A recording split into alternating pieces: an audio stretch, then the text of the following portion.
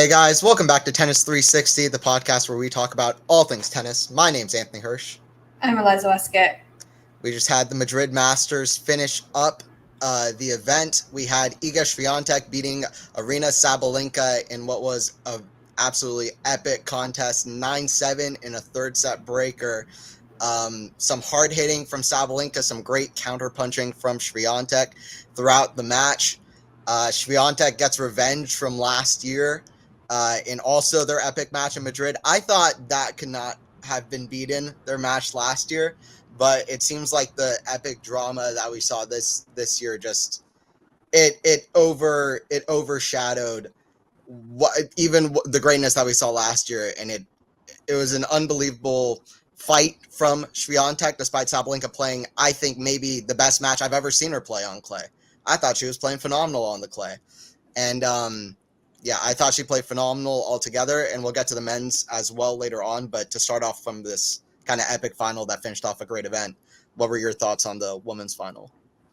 Yeah, I mean, I think it was actually just a great women's tournament overall. The semifinal between Sabalenka and Rybakina was also a very high quality and very exciting.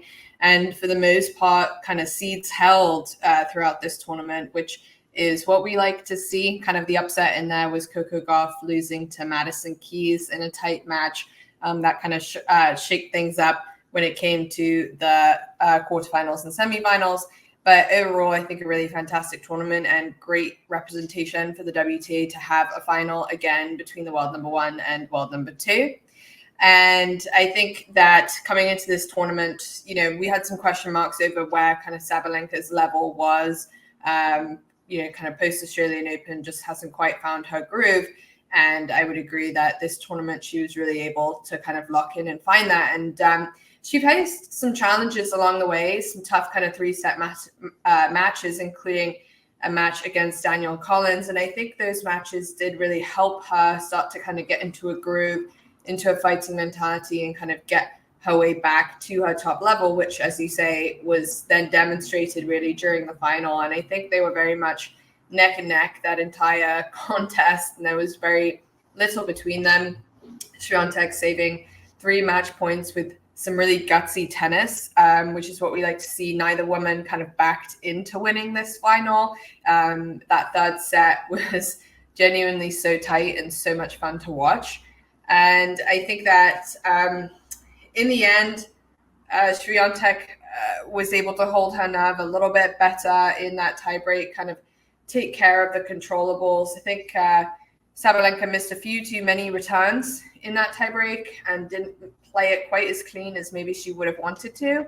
But that doesn't take any credit away from what Swiatek was doing. And I think the other kind of impressive thing from the Swiatek perspective here is that we know she can be susceptible to rushing and kind of going too big on her shots when she's playing against a power player like Sabalenka. We've seen that before against Ostapenko and Collins, but she didn't do any of that in this match. She really played the angles well. She was smart with her serving, and I think she played the big points in a really gutsy fashion, and that was fantastic to see. So this was the longest WTA Masters 1000 final of all time, 3 hours and 11 minutes, and what a treat every minute was, to be honest. So I think a lot to look forward to now as we head into Rome and Roland Garros for the WTA Tour. Yeah, I agree. I agree with everything that you said in terms of Iga and the performance that she laid down. I thought it was very close. I felt like either woman could have won the first set or the third set. The second set really, it felt like Sabalenka should have been putting away the second set throughout the whole thing. She was up a break a couple of times early in the second, and then she let it go. And then despite all of that, she still managed to find a way through at the end with a great backhand down the line winner to set up to set up a set point, and then a great forehand down the line to win the second set, as she was doing throughout the whole match. Her forehand down the line and just her down the line shots were just fantastic. And Swiatek's just incredible Rafa-like speed and defense and gets from the back of the court were phenomenal. I feel like Swiatek really was backing up her serve very, very well. Some great heavy shots, some great deep shots behind her serve with a great +1 and really getting on top of things early.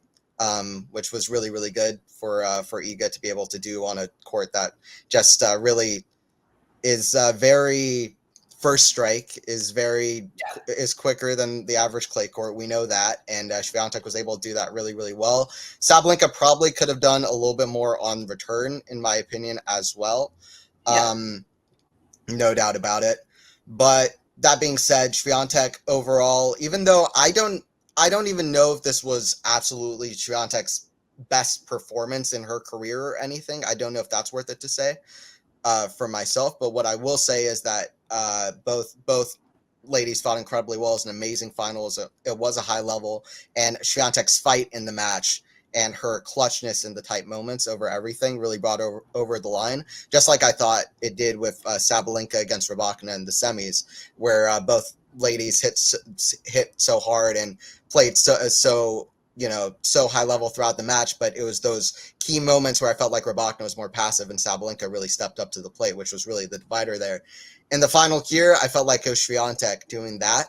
And late in that third set, I want to bring it back to last year. Lots of backhand rallies in that third set. And Sabalenka's backhand really is really, really good on this court. The ball bounces up into her strike zone on the backhand. And there are a lot of backhand rallies. Sabalenka was winning nearly all of them. At the end of this third set, Sabalenka's backhand crumbled at the key stages, and Swiatek's backhand was really, really good in stepping up. And you saw that in a few moments, like when Sabalenka was up 4-3 in the tiebreaker, in the third set tiebreaker, she had a backhand wide. I actually didn't think it was the 3-match point Sabalenka had that made it so that her, that made it so that she's going to regret. It's not going to be the points that I think maybe she could have played better in order to change the match. Like, I thought she played all of the match points respectably well. Swiatek just kind of stepped up. To say that there are other points that I felt like Sabalenka maybe would regret more in terms of how she played them, like that 4-3 point where she just missed an early backhand wide, or a couple points the tiebreaker where she missed backhands. And Swiatek on key moments, like in the 6-5 game, after she saved a match point at 6-5, she played some absolutely remarkable defense off the backhand side, some great open stance sliding, and just being able to hit over the ball when nearly every other player in the world would just slice it back. And she had a great winner off the backhand. It's points like that where Swiatek's backhand really stepped up, and that's not what we saw last year. And I was really excited to see Iga just improve upon last year, and it was the little things that counted, and that was one of the little things that changed the match for Iga. Yeah, I agree. And I think this was one of her best performances against this profile of player. I've definitely seen Swiatek play prettier, better matches, but in terms of the caliber of opponent, the favorable conditions for her opponent, and this kind of being a perceived pressure moment for her in the season, she lost a title that she, would have expected herself to win in Stuttgart. Then this has been a coveted title she hasn't been able to get her hands on. Has been traditionally difficult. She's playing against the person she lost against last year. And there easily could have been moments here where Sabalenka's speed and power could have just overwhelmed her and made it really difficult. And I agree with you. I think Sabalenka, from a return perspective, could have dealt with Iga's predictability a little bit better, especially on the ad side. Swiatek was not serving T at all. She was going body or out wide pretty much every time. I think that, just little adjustments there in terms of banking on getting the body or the wide serve and kind of inching yourself over a little bit, give Swiatek the T and see what she does. Could have been an interesting approach to some of these moments. But, again, Sabalenka played a great match. She had 3 match points. She kind of did what she needed to do, and I would agree with you. I think it was some careless errors towards the business end of that third set that, in the end, let her down. Those match points she had, Swiatek played all of them really well. And what I loved to see was when Swiatek had her first match point, Sabalenka hit an ace, and that was also great to see. In women's tennis, we don't see many match points saved with an ace. And I just think it was such a good representation of the level of women's tennis at the moment, the fact that we're starting to really kind of get some consistency amongst this top 3, top 4 in terms of making finals. Swiatek made the final at Indian Wells, won it. Rybakina made the final in Miami, and here we are with Swiatek and Rybakina in the final at Madrid. So just fantastic consistency so far this year from the WTA Tour, and I think it's captured the attention of tennis fans who maybe don't always watch WTA, and all of a sudden had a lot of conversations that I saw on Twitter and YouTube comments on Instagram where people were like, holy cow, like that really was a fantastic match. And I just hope to see kind of a continuation of their success and, deep runs into these types of tournaments, and really hoping that this Grand Slam coming up will represent that progress, and we'll get runs from all of them deep into that tournament. I just think it would kind of really elevate the women's game. We had a little bit of a fall apart of the draw in Australia, and so I'm hoping this is a good omen for what's to come in Paris. Yeah, absolutely. And if we could get another one of these as well, that'd be great to keep them building. I think Amazing. The consistency is what brings people back. Rybakina and Sabalenka, I feel like, have already really established a great rivalry where every time they step to the plate, maybe outside of Brisbane earlier this year where it was a little bit more one-sided, honestly. But I feel like for the most part, though, they have always come up with really great matches. They're kind of similar games, two big hitters on the court as well. Yeah. So I feel have already established a rivalry. I feel like if we could get a consistent kind of basis where we're getting this rivalry again and again, that's when we're going to start to see even more eyes turn to the game. And I think it's great. Also with Swiatek, who just is just, I mean, both ladies so impressive. I mean, Sabalenka is just absolutely phenomenal, a great athlete, and the way she can strike the ball off both wings is sensational. And Swiatek, defense, her crafty play is just so interesting and so incredibly calculated. It's really phenomenal to see how she works the tennis court and how her brain works with strategy. Sometimes she's even reading a book out there to figure out the strategy. Like, it's these kind of, it's also all three have such different personalities. Even Sabalenka and Rybakina, you look at Rybakina's kind of calm nature on the court all the time, and then you look at Sabalenka and how she's very, very fiery out there. Even called herself a tiger when she was playing against Peyton Stearns in Indian Wells, which was a great match too. But I think it's great for women's tennis, and also as we get so many other players coming up, whether it's Coco Gauff, who's already at the top, or whether you have Naomi Osaka, who's trying to find her way back into the game, or whether you have a Mira Andreeva, who's got potential like crazy, or whether you got the millions of Czech players that are coming out. There's a whole lot of them who are a lot of great young Czech players and a lot of great players from everywhere coming up. So the WTA game is in a great spot, but honestly and truthfully, I just feel like these three have established a rivalry amongst themselves that has really captured the attention of a lot of people. And I'm sure Coco's there as well with getting the US Open. So yeah, I think it's in a great spot, and I think the consistency of getting the matches again and again, like with Roger versus Rafa and like Rafa versus Novak, is gonna get more eyes on the game, which would be great. Yeah, agreed. That was the WTA final. But yeah, like we were saying, the event as a whole was really a great event. Rybakina getting through, saving match points against Putintseva happened earlier in the event as well.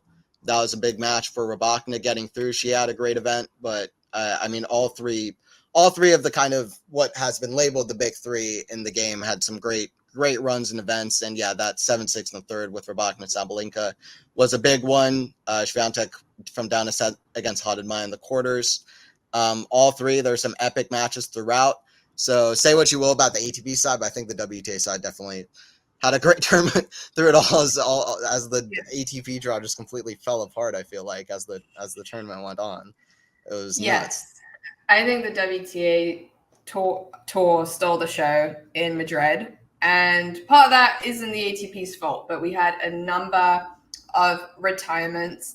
So the final was played between Rublev and Felix Auger-Aliassime, who only had to play 3 full matches to make his way to the final. He had walkovers against Mensik, against Lehechka, and then didn't even have to play his quarterfinal match against Sinner. So interesting to me. We'll talk more about the performance, of course, that it almost looked like Felix was cramping in the 3rd set of that final. Was a little confused by that, given he's not exactly had a strenuous week. Yeah. But in the others that were added to the injury list as well was Medvedev, who also retired mid-match, this time against Lehechka. So it just was an unfortunate kind of series of events that took place. And I think it was also pretty visible that Alcaraz was not at 100% either. I don't say that to diminish Rublev's win over Alcaraz. It certainly was an impressive performance, but the Alcaraz forehand is not at 100%. I don't think his serve was at 100%. And I think he admitted that he kind of knew he wasn't at 100%. And that's evidenced by the fact that he's now pulled out of the Rome Masters as well. So, just unfortunate on the ATP side to have that many injuries and that many mid-match retirements take place. And that someone can just kind of like coast through to the final in that way. But hey, it happens. And, Felix gave it a good shot in the final, but Rublev ultimately seemed to be a slightly different player this week in terms of his calm approach on the court. Something you and I have talked about a lot in the past is his mental approach, and he seemed to be going about things differently this week, and for the better, it seems. Yeah, I agree. I think he was showing a lot of positive emotion, actually, throughout the event that I was really excited about. I mean, against Taylor Fritz, when he won the first set, he yelled out in a very positive reaction. Throughout that game, actually, he was giving a lot of positive reactions, trying to reinforce himself. So, and in the final as well, he stayed very calm throughout, even though he definitely didn't bring the A game that he brought against Fritz or against Alcaraz, but he was still staying calm. Yeah, talking about the final and what happened in the final, I feel like one of the biggest factors was Rublev's calm nature, like you're stating, and that's exactly what he was able to do. Felix, I thought, played a good final. I thought he played a very respectable final. In the first set, his forehand was an absolute weapon on the court. He hit 9 forehand winners, 3 forehand unforced errors. Rublev hit 5 winners, period, in the first set. Rublev was definitely not on his game in that first set. And in the second set, Rublev stepped up his game. Felix dropped on serve. He was in the first set making 77% of his first serves in. In the second set, it was at 62%. Rublev in the second set went to like 70% something on serve.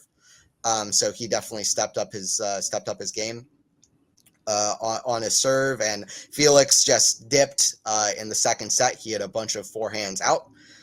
His forehand broke down, and in the third set, I thought, despite Rublev, okay, so if Rublev is playing his best level on clay courts, Rublev, I think, is probably going to be the favorite against Felix at this point.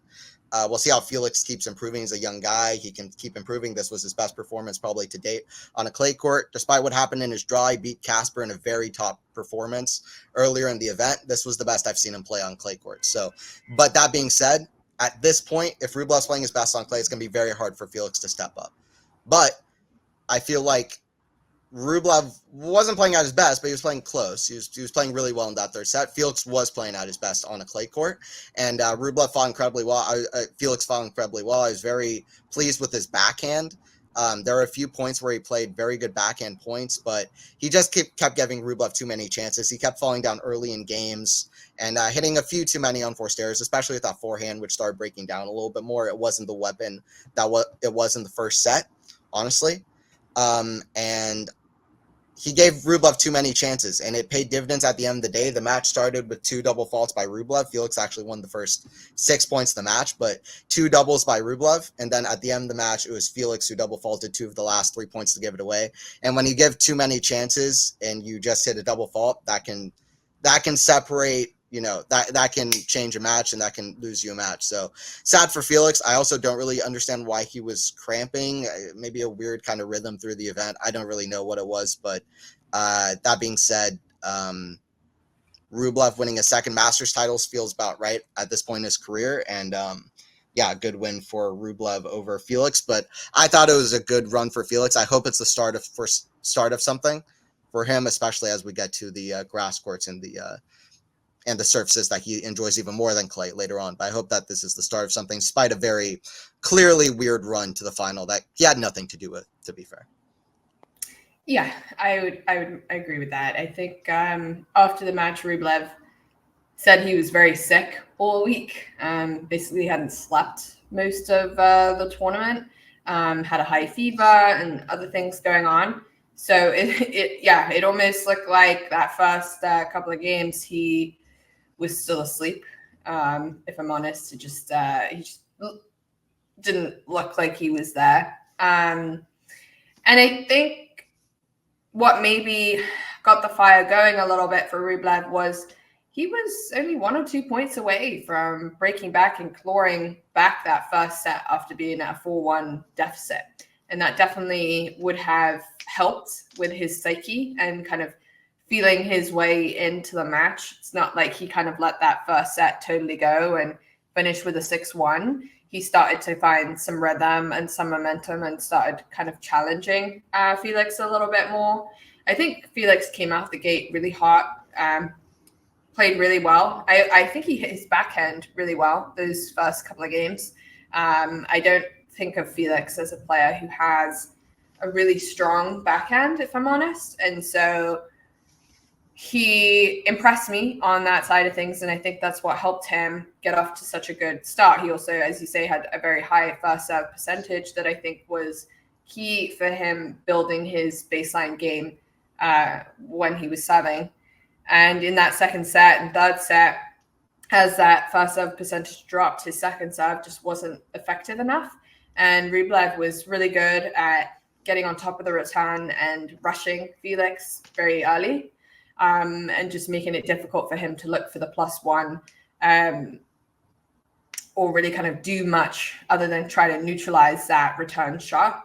And I also think the backhand started spraying far too much. I would agree the kind of forehand broke down a little bit. It was almost like on both wings, then the level started to drop. And after that, Rublev didn't face a match point. And so, a break point. And so I think Felix couldn't play his way into hit the return games and really look for opportunities to attack Rublev. And I think we've seen the improvement significantly in Rublev's second serve and his ability to win points behind it consistently and doing so in an effective manner. So I think we're starting to see where Rublev's level can be when he's healthy, when he's in a good mental spot. And he's also the first player now to win any ATP title after being on a 4-match or more losing streak. Coming into this tournament, I don't think many of us would have picked him to do particularly well, just based on his performances in Indian Wells and Miami and Monte Carlo, and the list kind of went on. So I don't know whether it's because he was sick and literally had no extra energy to expand, and that's why there was the calmness on the court, or whether he signed the camera with a reference that's got to do with meditation, whether he's implemented something new and he's been meditating and looking for a different approach post the incident in Dubai. I think it's probably a combination of the two. I think he had a very embarrassing moment in Dubai. Andre seems like he's a really nice guy, and I think he's probably embarrassed and a little bit ashamed by what happened. And that might have been the final straw that sort of forced him to look at himself and be like, I need to change this. I need to behave differently. And that kind of coupled with, you're under a kind of stress circumstance, you need to conserve your energy, you're not feeling well, you need to do something different in order to win. I think the two kind of coupled together created a perfect storm for him to really find a sweet spot in the mental approach. And I think it's testament to kind of what a lot of analysts and tennis folks have been saying about him over recent years, is that we felt like he's hampered by just kind of the negativity that he has with himself in his matches. And so it was a very positive week for him. And I think he puts himself now, on a list of contenders, certainly for Rome, and somebody to maybe break that quarterfinal streak and make a semifinal at a slam. He might feel like this is his moment now. Yeah, I mean, and that was exactly what I was going to ask you, is that do you think that he's one of the bigger contenders at Roland Garros, given that everybody is kind of, that a lot of players are not healthy and that a lot of players are struggling at the moment? He's performing well. But before we get to that, I did want to comment on what you said, and that Rublev, he's the guy who's always performed well at these events. He's the guy who's always performed well when it came to Madrid and Monte Carlo. He's the guy who's always consistent. He always gives himself at least a chance by, the fact that we're even talking about the fact, can he finally reach the semifinal, the fact that he's been to 10 of those quarterfinals. So he's the guy that always gives himself a chance, but he lost 4 matches in a row. Everybody, the perception on him coming into the event was rather negative. So he flipped it on its head completely. I've actually not seen that before. Maybe it's the fact that he was feeling sick the whole week and he was just not giving pressure on himself. He was like, it could be the case. I'd need to hear it from Rublev himself. I can't, or from Andre himself. I can't say anything, but I will say that it was a very impressive run in the event, and it was unexpected. It was a really unexpected final. By the way, semifinal, Yuri Lehechka versus Oj Aliassim. 2 guys that are young, 22, 23. We might see them in more semifinals down the road.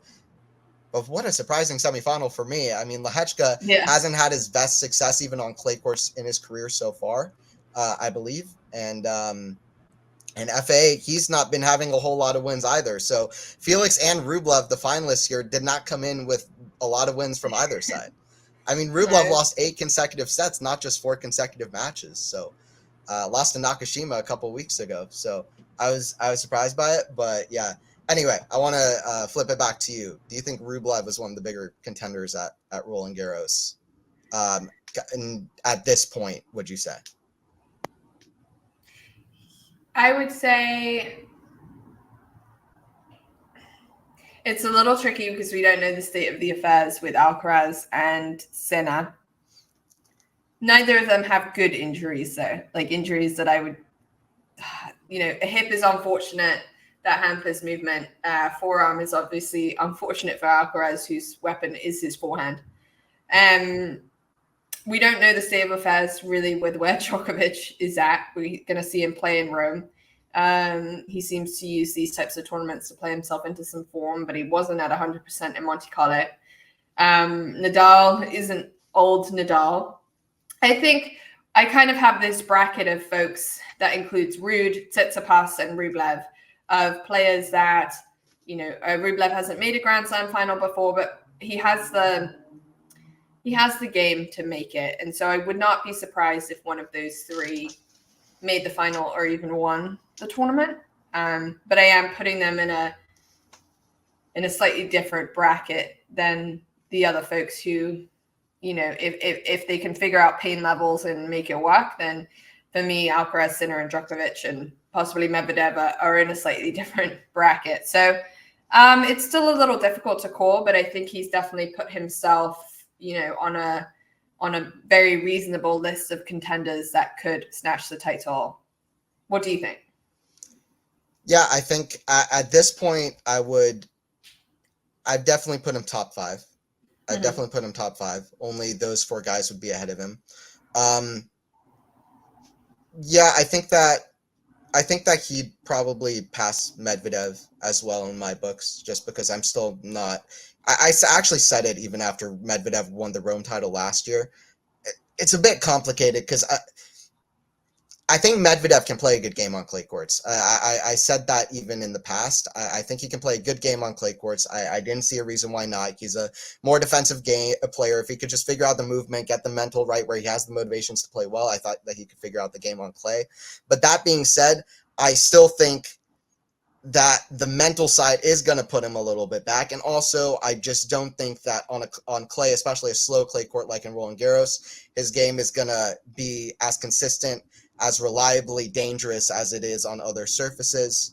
And that's why I think I would put Rublev ahead of him at this point. So he would be fourth. Sinner, Alcaraz, and Djokovic, I agree, are just two kind of at such a high echelon at the moment that even though they're injured, if they are healthy, then they should be higher. That being said, I will say this. If Rublev has a good performance in Rome, then I would absolutely back him to make his first semifinal at Roland Garros. I'll absolutely back him to make his first semifinal. I think he got close a couple of years ago. What he should have beaten Cilic, in my opinion, in the quarterfinal there. He just wasted his chances and played poorly in the big moments at the end of the match. Although Cilic always fighting well in five setters, but I will absolutely back Rublev, I think, to get to a semi if it comes to that.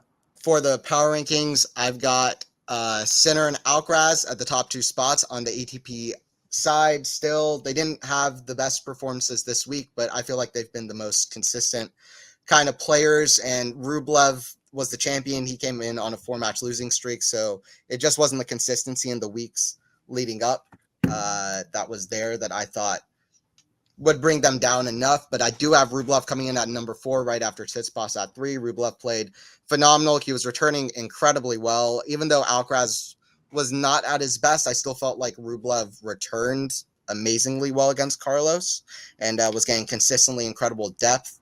Also against Taylor. Despite both guys not bringing their best serving performance, I felt like Rublev was very impressive and obviously had the big hitting off of both sides. Also, I felt like was using his speed well and his defense on the clay when he needed to. Even though he's not the fastest guy around of the elite players, I feel like his speed was there when he needed to use it. And then I've got Medvedev as well at number 6. He's still one of the more consistent players. And he did decent this week. He just had an injury against Lehechka, so I didn't want to move him down too far. Fritz, I thought, played well. I was disappointed by Taylor in his semifinal against Rublev. I'm not going to lie. His serve was not there to beat Rublev. I felt like his serve needed to be there like it was in the past. I mean, he had a winning head-to-head against Rublev coming into that match.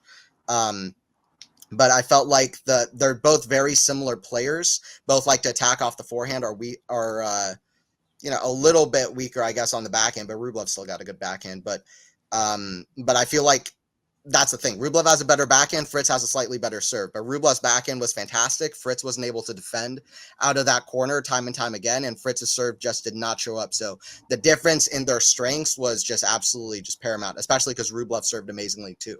I mean, he served like 75% of first serves in, like 83% first serve points won. Like he was playing something like that. He was playing amazing off serve. Then Dimitrov. Then I've got FAA at number 9 as well. Felix with a good tournament, despite obviously being very weird and not playing a whole lot. But the final was great.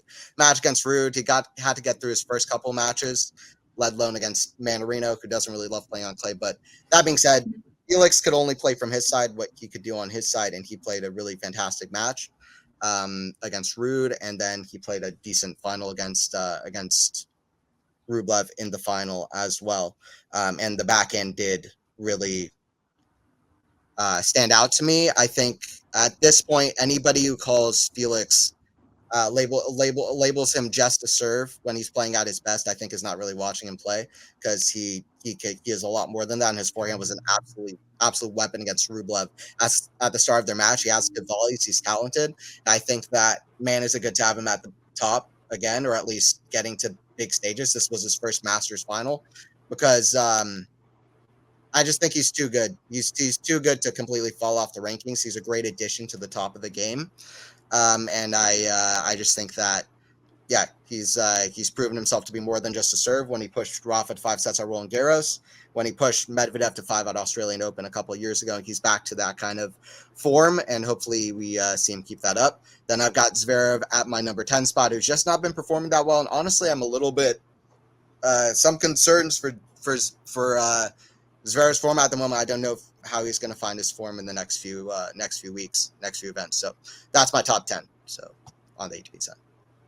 Yeah, some good picks in there for sure. I mixed things up, considering that we're going into Rome without Sinner and Alcaraz. I was just looking at this as contenders for Rome. Djokovic is back in the mix, and he is the world number one. I don't necessarily expect him to win the title here, but I do expect him to be dangerous. I think he'll be extra motivated, given that Nadal is in the draw, and I think that he'll look at this as a good opportunity to gain some, confidence, momentum with Sinner and Alcaraz not being present. So I think he'll be looking to play his A game, even if he can't fully execute. Rublev moved up to my second spot. I think that if he recovers from whatever illness he has, he should still be relatively fresh. It's not like he ran deep the last couple of tournaments. So I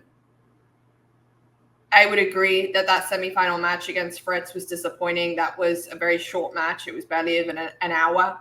So his on-court time over the past week hasn't been crazy, and I think he'll recover pretty well. Medvedev stays in my number 3 spot, defending champion. As long as he's healthy enough to play, he seemed pretty nervous about it looked like a groin injury that we picked up. Haven't heard much from him on the status quo with that, but I don't know. I've liked his clay court game so far, and just unfortunate that he picked up an injury against the Lehechka, because I think he's taken care of business on clay so far pretty well. So expecting him to do well. Rude, I wondered if his gas tank was just emptying a little bit in this tournament in Madrid. Obviously, he got to the final in Monte Carlo and in Barcelona. Kind of same feelings with Tsitsipas, who lost early in Madrid as well.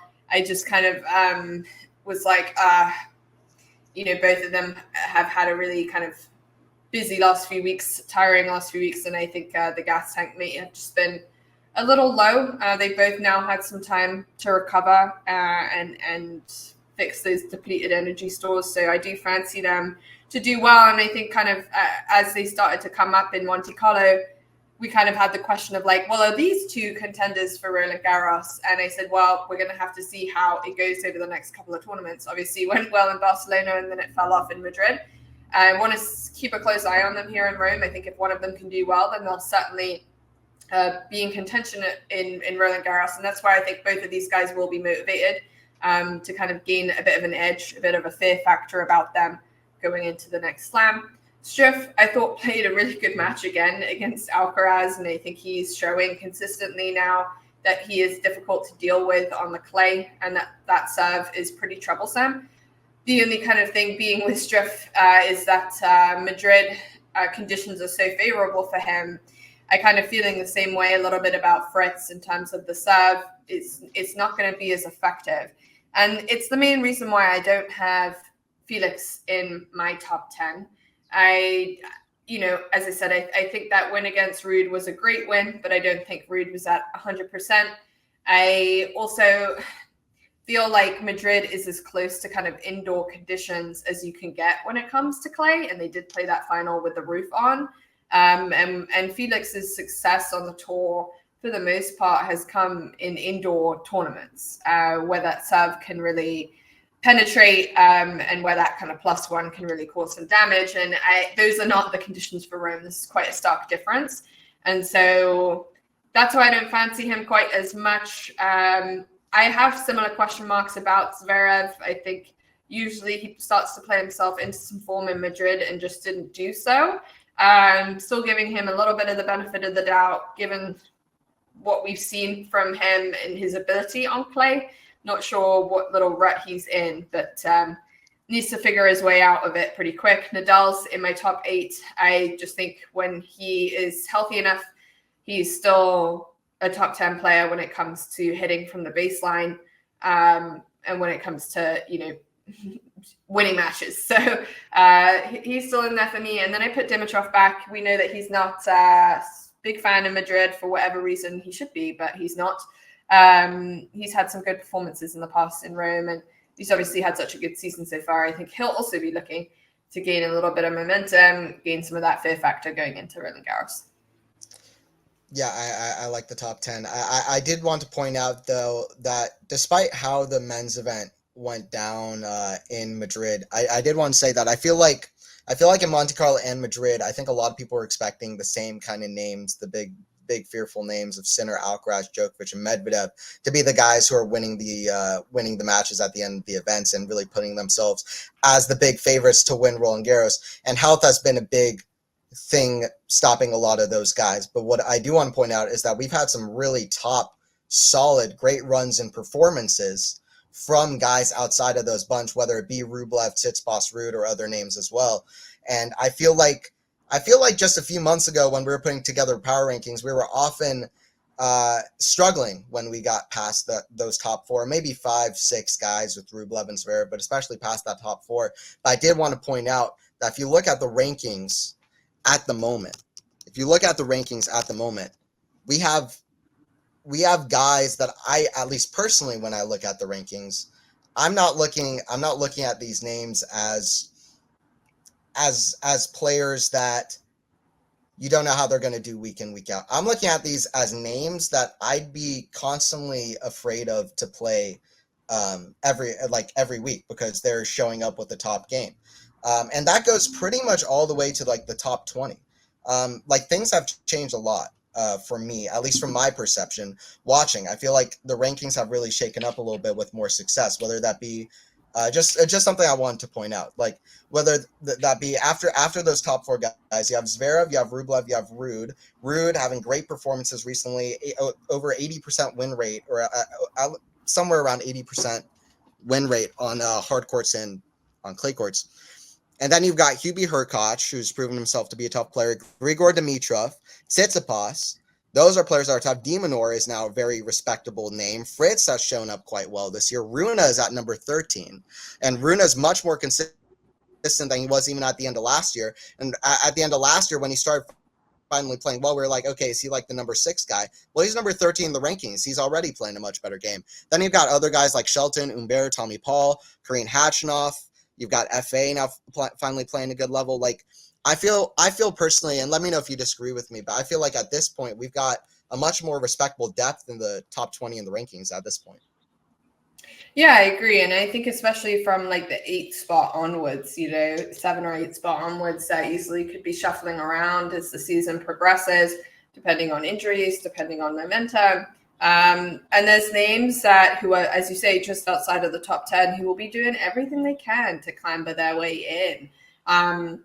Guys like Rune, guys like Humbert and Shelton, who all see themselves as top 10 players and certainly have the weapons to do so if they can string together some good performances. So I do think it's exciting to see depth, and I think we are going to see moments over the next couple of tournaments and even as the next few years as we kind of have this battle of solidifying, who really the top 10 contenders are when we take Djokovic and Nadal out of the conversation, and who can win slams. And there's a lot of names in here of folks that can win slams. So I think for me, I like when a tour has depth, when there's unpredictability, when you could see random quarterfinals or semifinals that you weren't expecting.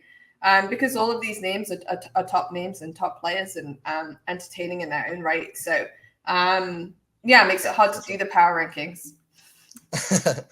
Yeah, absolutely. And it's that whole thing, right? Like they can earn titles and runs. You don't want to be predictable because everybody's not playing at a top level. But if everybody's playing at top level and they're earning those wins anyway, that's when it becomes fun. And as great as the Big Three era was in its own way, and it really has been great, I wouldn't mind a little bit more unpredictability and shaking up at the top of the tour. Yeah, I absolutely wouldn't mind it a little bit with some new young guys crawling in there.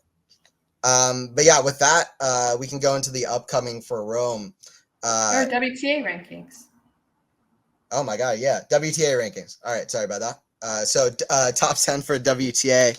I've got Swiatek and Sabalenka at I've got Swiatek at number 1. She beat Sabalenka in the final. Honestly, whoever won that final was going to get the number 1 spot. It was mere points away. So honestly, I'll just say this with the top 2, pretty much it could be a tie at this point. That's how close it was. It's really a battle for who's the best player in the world at the moment. Shout out to both. They both played amazing match. It was a win for tennis more than it was a win for either player. But it was a great win for Swiatek, and she's a number 1, Sabalenka number 2. Rybakina is at my 3rd spot. She also had a great event. She was at number 1 after her win in Stuttgart, but yeah, Sabalenka and Swiatek Sabalenka just graced past Rybakina. Like I said, Rybakina probably a little bit too passive in the big points against Sabalenka. She was up a set and a break there. 4-3, a set and 4-3, but Sabalenka fought so well, and Rybakina just did not step up on the big points like Arena did. Then I've got Coco, who's still a little bit struggling at the moment. I would like to see her pick it up, although she had a few top wins this week, but she's still struggling a little bit, honestly, and I would like to see her figure it out on the clay, where I feel confident in her on clay, but just a loss to Maddie Keys in this tournament where Maddie Keys was playing really well, and by the way, what a strange match against Jabeur that was. In the quarterfinals, was it? Jabeur won the first set 6-0, won about double the points that Keys did, and then the second half of the match, Jabeur started hitting a lot of unforced and really fell off her game. But anyway, but yeah, I've got Goff in there at number 4. I've got Collins at number 5. Jabeur stays in because she had a good week overall, but definitely disappointing yet again. Or definitely a little bit disappointing in that performance, and I would like to see her be able to step up at the end of an event and not. And it was a little bit disappointing for me as a Jabeur fan to see her kind of fall off her game like that in that moment. So hopefully she can find it again. I do like her on clay courts, and I do like her a lot on just both the natural surfaces so much. So hopefully she has a good lead up into Roland Garros. I did feel like this was the start of something with a three match win streak. The first time she won 3 matches back to back in a tournament since I think September in the US Open. So there was that. And then I got Kostyuk. I've got Mira Andreeva, who she's got loads of time, but she played a great event here. Beat Vondrousova said she feels like she should have beaten Vondrousova after she won that match. So she didn't have it against Sabalenka. Second set was, I felt like, the best set of tennis she's played against Sabalenka, whether it was last year here in Madrid or this year. I feel like she was at least respectable and was able to play a little bit more aggressive and was able to play a little bit more unpredictable on where she was hitting her spots. And but that being said, I just felt like Sabalenka was just too good. Sabalenka played some of the best tennis this week, obviously. So, but that being said, Andreeva deserves a shout out because she could be in a lot of players, and we'll see how she keeps improving. Maddie Keys and Hot Admire my 9th and 10th spots. Keys with a surprising but great week, and we'll see how she keeps playing. She was so close to a slam final at the end of the season last year. She served for the match against Sabalenka and really crumbled in that 5-4 game in the second set, but she's been playing phenomenal, was hitting the ball so big, and really fought well against Jabeur and took the match into her own hands, ran with it. And Hadid Maya, who loves the clay court, and she pushed Swiatek this week, so she stays at my 10th spot because she reached the quarterfinals. Yeah, I'm very similar at the top of the chart. I felt like Swiatek was going to win the title coming in, and she stays in my number 1 spot. I thought Sabalenka might be a little bit behind Rybakina and Swiatek this week, just given the form that she's displayed recently, but she certainly has put herself right back in contention as the number 1 player and a favorite for the Paris title. Collins, for me, still had a fantastic performance against Sabalenka. She was on a 14-15 match win streak until she lost that match. Sabalenka just doing some really good problem solving, and I think where Collins went a little wayward in that match is she just played too many balls down the middle. And if you play balls down the middle against Sabalenka, she's going to kill you. So I think that's kind of what happened, is just Collins just wasn't able to move her around enough, but still played a good match. And I still think she's going to continue to get some wins over the next couple of weeks. Jabeur, I agree with you. I thought that this may be the start of something. Such a bizarre match against Keys, but again, kind of similar feeling as to what I said about Felix in the Madrid conditions. I do think Madrid, in terms of a clay surface, is really different from the rest of the clay tour, and it certainly favors somebody like a Madison Keys, who has a ridiculous serve, and hits a pretty flat ball that can just kind of skid through the court. So Keys didn't make my top 10 because I just don't really see her having as much penetration on the courts in Rome. Kustyuk lost early in Madrid, but I do think her defensive skills are ridiculous. Rome is slow. I think she will cause problems for the majority of the tour's players. Haddad Maya, I agree with you. I think she's a fantastic clay court player. I couldn't do much against Swiatek in a semi, but to be fair, not many people can do much against Swiatek on the clay. I think she'll be a little bit disappointed in that performance, but overall is starting to play herself into some form after taking a couple of weeks off of the tour. I think she had an injury that she was taking care of. So I think she'll play herself into some good momentum. We'll see her run deep, or at least kind of get to those quarterfinal stages. Goff stayed in my 8th spot for me. I don't think she did enough this week for me to be convinced to move her up. She's in a little bit of a rut, but again, I have similar feelings about Goff and Kustyuk in terms of the defensive skills on a slower surface. Obviously, Goff has made a Grand Slam final on clay before, and she'll be looking to kind of be a part of the conversation when it comes to the title. I think Swiatek said in a presser, maybe right before Madrid, that the top players in the world were herself, Sabalenka, and Rybakina, and she missed Coco Gauff off of that list. And I think that could be a motivator for Gauff, to not be included in that list, having just won the US Open. I think she could, take that as a little bit like, hey, I'm going to insert myself into the conversation here. You're not going to forget about me. And I hope to see that motivate her, and I hope to see her regain some form. I think it's an important stage of the season for her. And yeah, I if it was me, I would take offense to not being included in that list. So I think Coco Gauff might be a little bit looking to prove something. Sakkari took my 9th spot. She's on again, off again this season. Of course, she, did pretty well at Indian Wells, and then Miami was a bit and here in Madrid it was also a little bit but I'm starting to see glimpses and moments of her kind of becoming a dangerous player to play against again. And again, the athleticism on the clay and the way that she hits the ball with quite a lot of spin, I think, could make her dangerous in Rome. And lastly, I've been saying this, I think Stevens is still a dangerous player on the clay. She did lose to Sakkari, no shame in that, but was on a really good win streak coming into Madrid. I thought she played some good matches there. She's playing herself really inside the top 30, will be knocking on the door of top 20 if she continues these performances on the clay. And she's just somebody that I think, when she wants to have it, and when she's having a good time on the court and feeling it, she has the weapons to really bother some of the other folks, who aren't on this list, like a Vondrousova, like an Ostapenko, like a Zhang, and those types of players. So I think similar to the comment that you made about the ATP Tour depth, it's starting to look like WTA Tour depth. I mean, we have players outside of the top 10 who are former Grand Slam winners who are knocking on the door of the top 10. We've not mentioned, somebody like a Krejcikova who's won the French Open before. Obviously, she's playing herself into some form after being really quite ill for a while.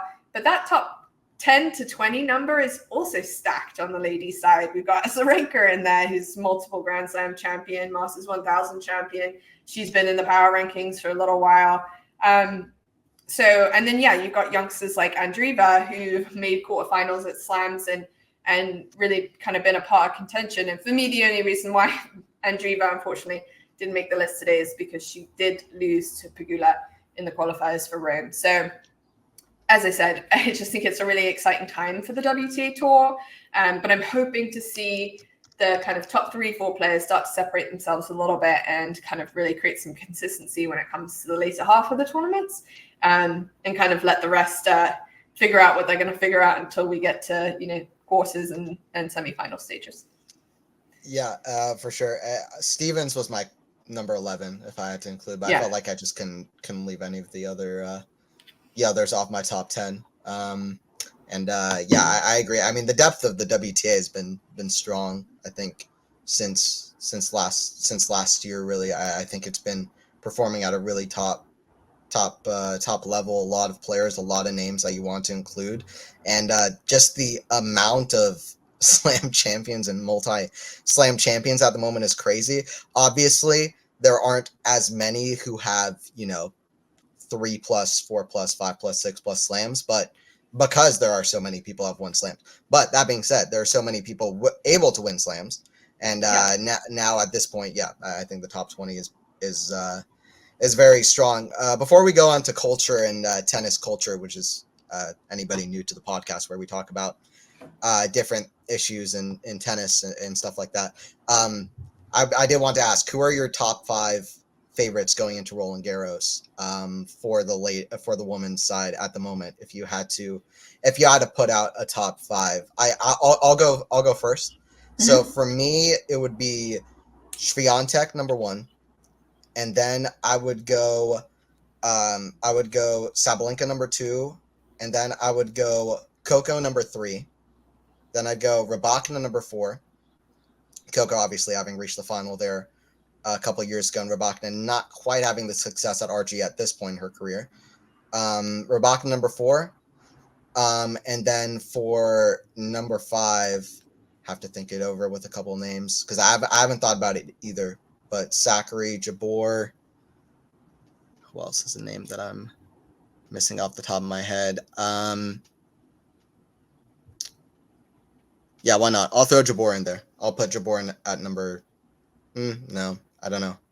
Number 5 is tough. Number 5, I don't know. I'll put Zachary in there. It's definitely tough. Yeah, I'll put Zachary in there. I think that's hard to call. I would put Swiatek, Sabalenka, Rybakina, Goff. I think Rybakina played well at RG last year, just got sick. Which is fair too, yeah. Unfortunate. 5th spot is tricky, and I think it might be somebody new. So I'm going to go with Kostyuk because I've been really impressed by her level this year. She had a great run in Australia. I know she can be a bit of a tough watch just from like a fan perspective because she looks so miserable all the time and looks like she's about to cry at all moments.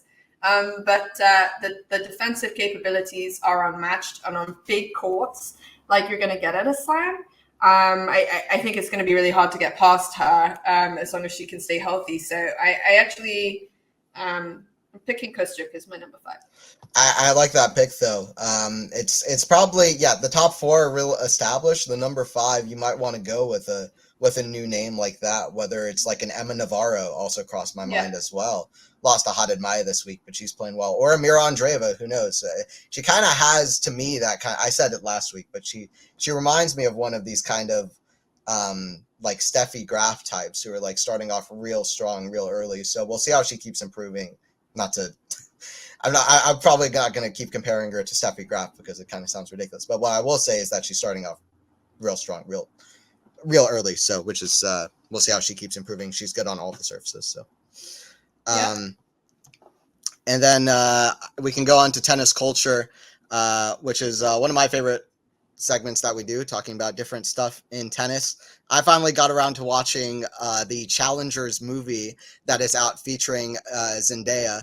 And it's been very well critically received, and I personally thought it was fantastic. I really enjoyed it personally. It was the movie follows players who are playing on the Challenger circuit, although one of the players has won Grand Slams in the past and is a top player, which is kind of a weird dynamic for a player. They said he won like 6 or 7 slams, this guy named Art Donaldson, who was in the movie, but now he's playing on Challengers, which I thought was not something I've seen in real life, but that's an interesting idea to have that. But I guess Agassi back in the day was kind of like that. But I thought it was really interesting and funny, enjoyable movie. I thought it was surprisingly like artistic. I really thought it was well directed, and I thought what was really done well about it was I felt like it really tackled some things in tennis that I was excited to see tackled in tennis. Like I felt like a lot of it was about the kind of one-on-one aspect of tennis and how emotional and mental of a game it is. And I felt like that was an interesting thing to see. Also people struggling in the Challengers, and there's some things I was excited to see. And I thought it was a fun movie. And I thought that the performances were really good. And I was really surprised by how kind of compelling to me some of the characters were. Like Patrick in the movie, I thought was a really compelling character because you didn't really know exactly what this guy was all about. Like to me, he was an interesting character because this is a guy who did not perform as well as the other guy, Art Donaldson, in the movie, and now he was struggling at the bottom. His personality was very kind of, he seemed like kind of a nice guy, but you didn't really know it. It made for some interesting dynamics, I thought, in the movie, and the character dynamics and relationships were really interesting. And yeah, I thought it was really enjoyable, funny, raunchy, interesting, and artistic, well directed. I thought it was good. I thought it represented tennis well as well. Yeah, I think from a tennis perspective, I really can't complain. Based on the trailer that we saw and tennis Twitter's reaction, we kind of all thought, oh God, like, is the tennis going to look bad? Like, the hitting looked iffy, especially in the trailer. And some of it did transpire in the movie. I can't say it was perfect. It was far from a perfect movie. But the hitting was better than it looked like it was going to be in the trailer. Overall. I agree. Like I didn't have much to kind of point out there. I thought, I guess what I liked was kind of the puzzle piece of the way the film was shot, and that kind of every couple of games you learned more about the stakes of the match and kind of the background story to it. And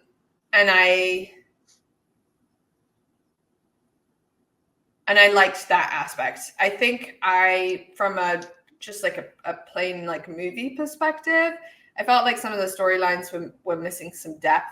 Like I wanted a little bit more in terms of character development.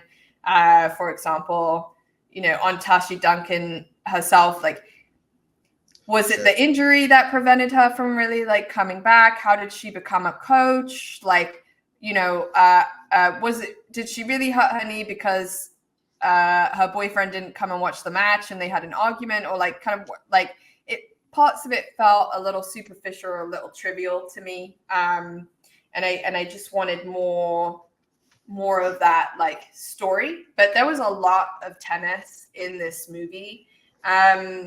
The way the tennis was filmed, at times I was like a little nauseous by the way the camera was like moving around and flying around. And I also thought there was some like cinematic moments that didn't really kind of add that much value for me in terms of like the shots of like the ball bouncing from like upside down, or like the really slow-mo like pans that were happening. I just didn't love that aspect of it. For me, it kind of found it a little boring at times.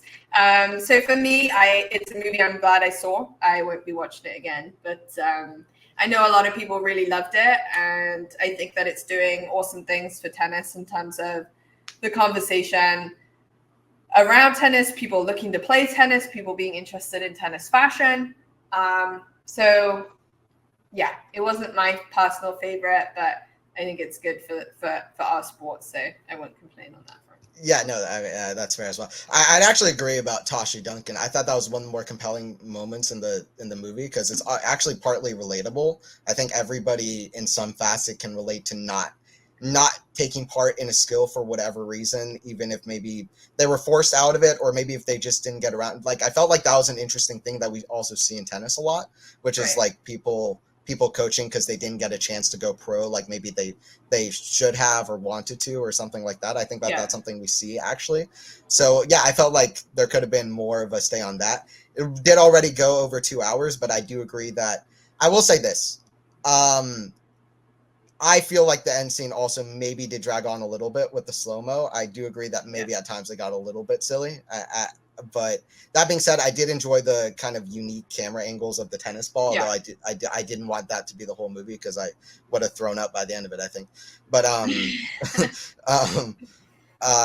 but I thought it was good. I thought it was artistic, and I was actually really pleased by how well it represented tennis from my mind. I do agree that some parts of it were a little bit superficial and this and that. It wasn't perfect, and also I'm a little bit iffy about the last thing that happened of the hug and her cheer. Like, It's like, Like, did okay, he well, throw the match or not? I need to know. no, exactly.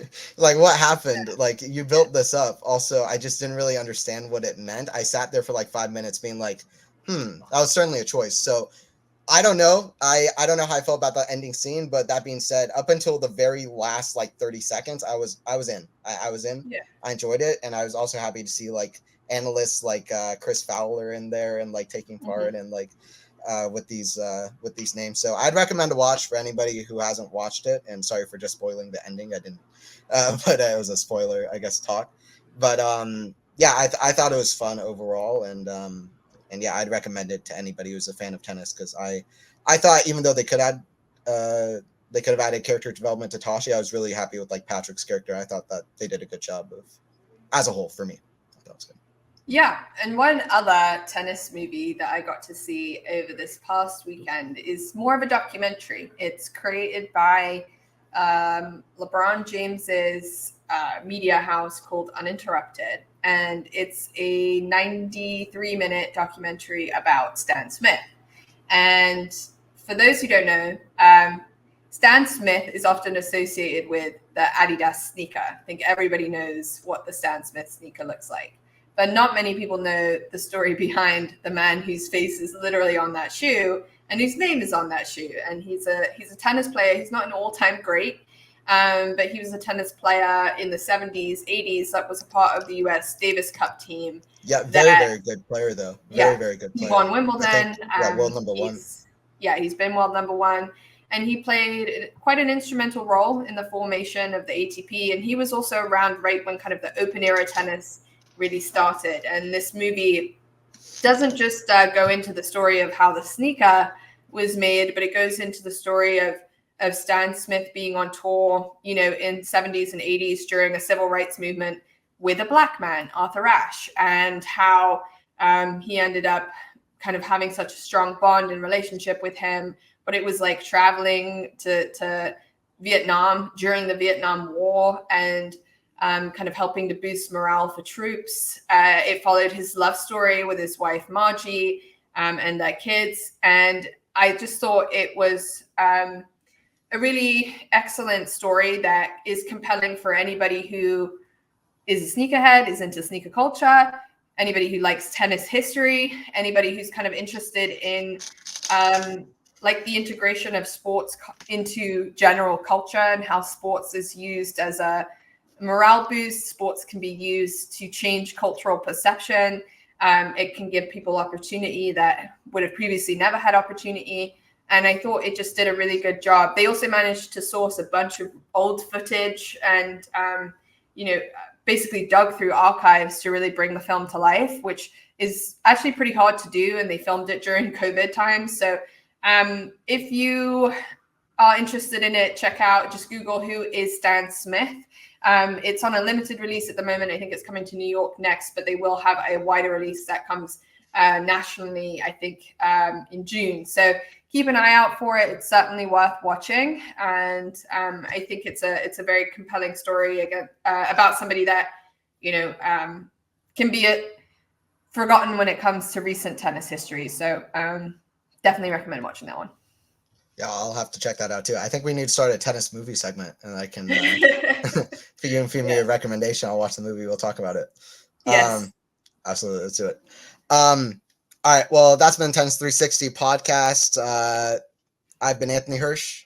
I'm Eliza Wastcoat. Thanks everybody for watching. Please don't forget to like. Please don't forget to subscribe. All of that stuff. See you guys at the next one.